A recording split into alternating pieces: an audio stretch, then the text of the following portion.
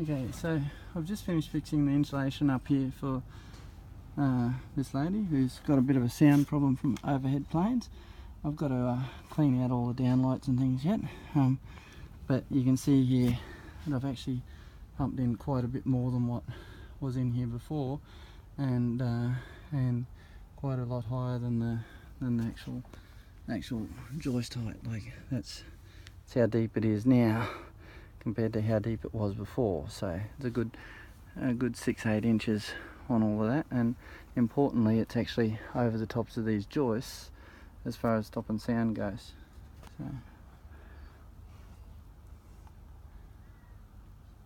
and that's how it's pumped out to the edges now properly, and